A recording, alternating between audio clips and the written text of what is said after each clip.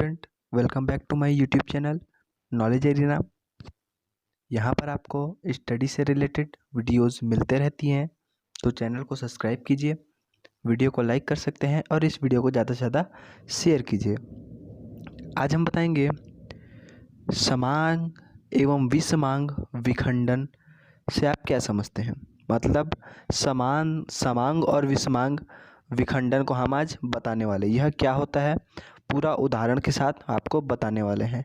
इससे पहले मैंने बीएससी फर्स्ट ईयर के ऑर्गेनिक केमिस्ट्री के यूनिट 1 के बहुत सारे टॉपिक कर लिए हैं। मैंने उन वीडियो अभी तक लिखा है, तो मैं प्लेलिस्ट की वीडियो दे दूंगा, आप वहां जाकर भी उसे एंजॉय करते हैं। लेकिन आज का टॉपिक ध्यान देते टॉपिक है समांग एवं विषमांग विखंडन को उदाहरण देकर समझाइए। बहुत ही सिंपल टॉपिक है और बहुत ही इम्पोर्टेंट टॉपिक भी है। बहुत बार आपके कॉलेज एग्जाम और यूनिवर्सिटीज एग्जाम में पूछे गए हैं। ठीक है, तो चलिए इस बताते हैं समांग और विषमांग विखंडन क्या होता है।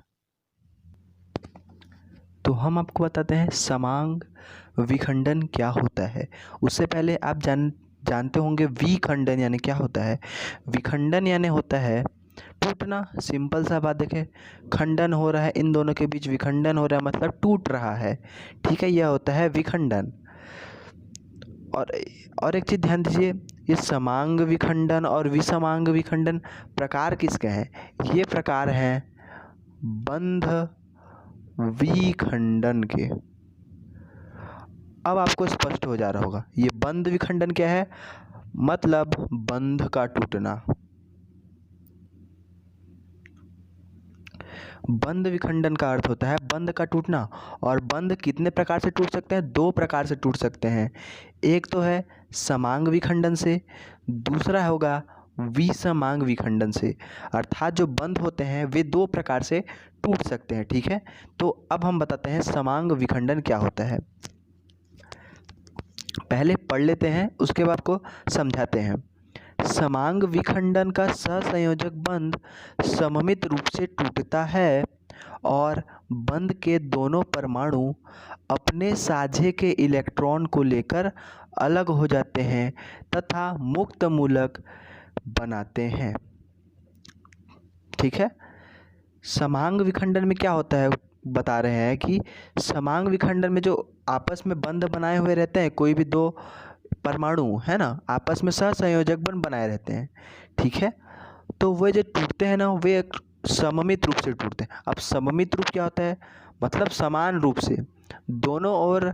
जैसे किसी घर का रिश्ता टूट रहा है तो दोनों बराबरी की हिस्सेदारी होगी, उसे सममित रूप बोलेंगे।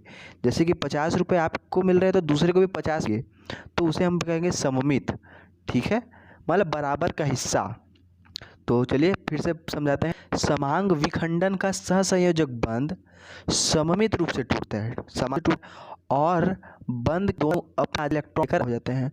दोनों परमाणु जैसे कि सममित रूप में टूटा, तो जो बंध के जो इलेक्ट्रॉन होंगे, बंध के जो दोनों परमाणु होंगे वे अपने साझे के इलेक्ट्रॉन ले लेते हैं, है ना। मतलब बंध बनाए हुए हैं, जैसे कि बंध टूटा अपने इलेक्ट्रॉन लेकर चले जाते हैं। ये हो गया। उसके बाद क्या करते हैं, एक मुक्त मूलक का निर्माण करते हैं। अब ये मुक्त मूलक क्या होता है भाई। मुक्त मूलक का मैं इस वीडियो को जस्ट बाद अपलोड करने वाला हूँ, तो चैनल को सब्सक्राइब करके ज़रूर रखिए। उसमें बताने वाला हूँ मुक्त मूलक क्या होता है, इसके बारे में पूरी जानकारी हम देंगे मुक्त मूलक के बारे में। तो अभी तो समझ लीजिए मुक्त मूलक होता है जिस पर कोई आवेश नहीं होता, समझ लीजिए, वो धन ऋण नहीं होता, एक आवेशहीन होता, समझ लीजिए मुक्त मूलक। ठीक है, समझिए। तो चलिए एक बार फिर से डेफिनेशन आपको बताते हैं। जो समांग विखंडन होता है उसमें सहसंयोजक बंध होते हैं, सममित रूप से टूट जाते हैं, और जो बंध के दोनों परमाणु होते हैं वे अपने साझे के इलेक्ट्रॉन लेकर भाग जाते हैं और क्या बनाते हैं, मुक्त मूलक बनाते हैं। जैसे कि एक उदाहरण आर एल्किल्स है, कोई है बंध बने हुए हैं। यहाँ पर उदाहरण ले सकते CH3Cl, ये आपस में सहसंयोजक बंध बनाए हुए हैं। जैसे कि इन दोनों का समाक्ष विखंडन करते हैं, अर्थात दोनों को तोड़ते हैं, तो CH3 और क्लोरीन दोनों अपने अपने इलेक्ट्रॉन लेके चले जाएंगे। और ये देखिए दोनों के बीच में एक डॉट का चिन्ह लगा हुआ है, इन्हीं डॉट को ही हम मुक्त मूलक कहते हैं। ये देखिए, ये तो डॉट लगा हुआ है, इन्हें ही हम मुक्त मूलक कहते हैं। यहाँ उदाहरण के लिए मैंने लिया है क्लोरीन का। दो तो क्लोरीन है, वे दोनों आपस में सहसंयोजक बंध द्वारा जुड़े हुए हैं। यदि जैसे कि हम उनका विखंडन करते हैं, समाक्ष विखंडन करते हैं, तो वह हो जाता है, देखिए क्लोरीन एक मुक्त मूलक बन गया और दूसरा क्लोरीन दूसरा मुक्त मूलक बन गया। तो इसे हम क्या करेंगे, क्लोरीन मुक्त मूलक। ठीक है, इसे हम क्या बोल दिए, क्लोरीन मुक्त मूलक। तो आपको समझ आ गया होगा समाक्ष विखंडन क्या होता है। समांग विखंडन में जो बंध होता है सममित रूप में टूटता है और दोनों परमाणु साझे के युग्म कर मुक्त का निर्माण करते हैं। और आपको इसी में जोड़ना है मुक्त मूलक क्या होता है। मुक्त मूलक पर कोई आवेश नहीं होता और स्थायी नहीं होते हैं। तो चलिए मैं लिखूं, यदि आपके प्रश्न में पूछा समाक्ष और विसमांग विखंडन क्या होता है समझाइए, तो आप समांग विखंडन लिखोगे, उसके बाद छोटा सा मुक्त मूलक को भी लिखना है। अभी मैं छोटा सा आपको मुक्त मूलक का डेफिनेशन बता रहा हूँ, बाद में इस पूरा प्रॉपर वीडियो आने वाली है। ठीक है, तो चलिए बताते हैं मुक्त मूलक क्या होता है। तो आपने जाना समांग विखंडन क्या होता है। समांग विखंडन हम करते हैं तो दोनों ओर के जो परमाणु होते हैं वे अपने साझे के इलेक्ट्रॉन युग्म ले लेते हैं और क्या बना देते हैं, मुक्त मूलक बन जाते हैं। और उसी से ही टॉपिक निकला ये मुक्त मूलक क्या होता है। तो मैं चलिए छोटा सा डेफिनेशन आपको बता देता हूँ मुक्त मूलक के बारे में, उसके बाद इसके नेक्स्ट वीडियो में मुक्त मूलक के बारे में डिटेल पढ़े। तो छोटा सा डेफिनेशन है, मुक्त मूलक को हम इस प्रकार से डॉट के रूप में दर्शाते हैं। यहाँ पर लिखा गया है मुक्त मूलक पर कोई आवेश नहीं होता है। ठीक है, मुक्त मूलक पर कोई आवेश नहीं होता, बहुत ही ज़्यादा अस्थायी हैं, अर्थात ये जो होते हैं स्थायी नहीं होते हैं, तथा स्थायी होने के लिए शीघ्र ही क्रिया कर लेते हैं। अस्थायी होते हैं तथा अपने आप को स्थायी रूप करने के लिए बहुत ही जल्दी क्रिया कर लेते हैं, है ना, किसी भी परमाणु से क्रिया कर लेते हैं ताकि जो साझे का इलेक्ट्रॉन होता है वह पुनः प्राप्त हो जाए। मतलब जो साझे का इलेक्ट्रॉन युग्म लिए रहते हैं ना, वो जल्दी क्रिया करके दूसरे के साथ पुनः सहसंयोजक बंध बना लेते हैं। ठीक है, इसका निर्माण क्षणिक होता है। मतलब जो मुक्त मूलक बनता है, समांग विखंडन होता है, उसमें हम लोग के पास मुक्त मूलक बना, वो ज़्यादा देर के लिए नहीं बनेगा, बहुत ही क्षण भर के लिए ही बनता है, क्योंकि मुक्त मूलक बहुत ही जल्दी क्रिया कर लेते हैं किसी भी तत्व के साथ, इसलिए हम मुक्त मूलक को ज़्यादा देर तक नहीं रख सकते। ठीक है, तो ये तो हो गया मुक्त मूलक। और समांग विखंडन क्या होता है। समांग विखंडन को इंग्लिश में होमोलिटिक फिजन कहते हैं। ठीक है, तो ये तो हो गया समांग विखंडन क्या होता है। अब हम बताते हैं विसमांग विखंडन क्या होता है। तो चलिए बताते हैं विसमांग विखंडन। तो अब हम आपको बताते हैं विसमांग विखंडन क्या होता है। इसे इंग्लिश में पढ़ते हैं हेट्रोलिटिक फिजन। तो विसमांग विखंडन जस्ट समांग विखंडन का उल्टा होता है। विसमांग विखंडन में जो सहसंयोजक बंध बना हुआ होता है उसका असममित रूप में टूटना होता है, अर्थात साझे का जो इलेक्ट्रॉन युग्म होता है किसी एक परमाणु के पास चला जाता है। इससे हमें दो आयन प्राप्त होते हैं, एक तो होता है धन आयन और दूसरा होता है ऋण आयन। समझ गए, डेफिनेशन सिंपल सा है।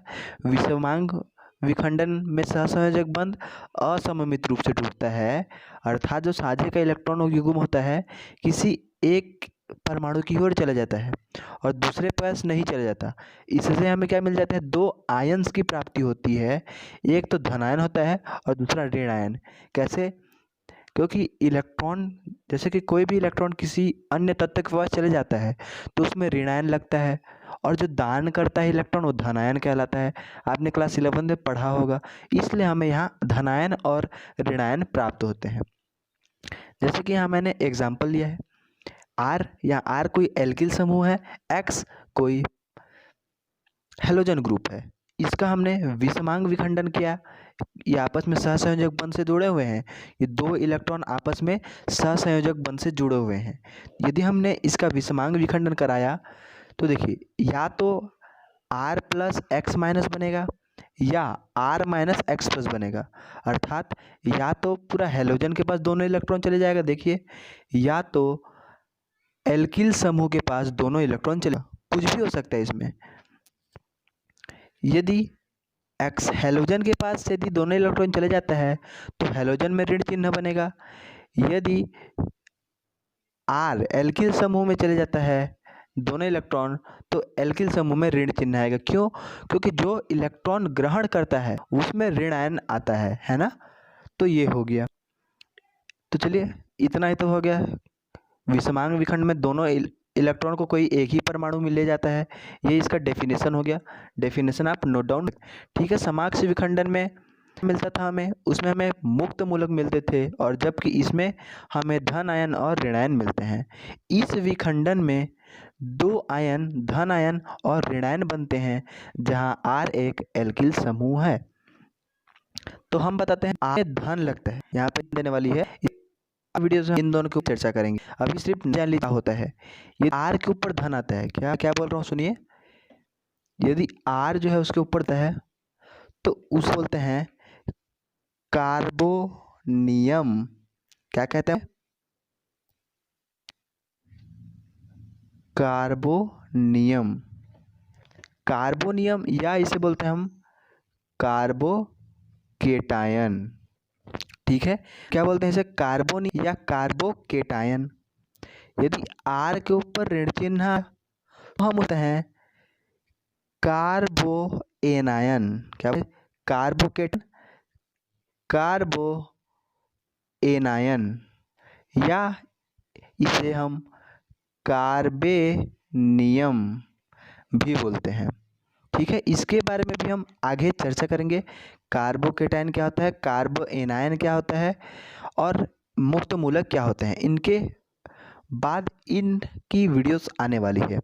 तो होप करता हूँ आपको समाक्ष समांग विखंडन, विषमांग विखंडन समझ आया होगा। एक बार मैं आपको पुनः बता देता हूँ समांग विखंडन, विषमांग विखंडन, और हाँ बस यही दो क्या क्या होते हैं। तो चलिए पहले बताते हैं समांग विखंडन क्या होता है। समांग विखंडन में जो सहसंयोजक समांग विखंडन, विखंडन यानी होता है टूटना।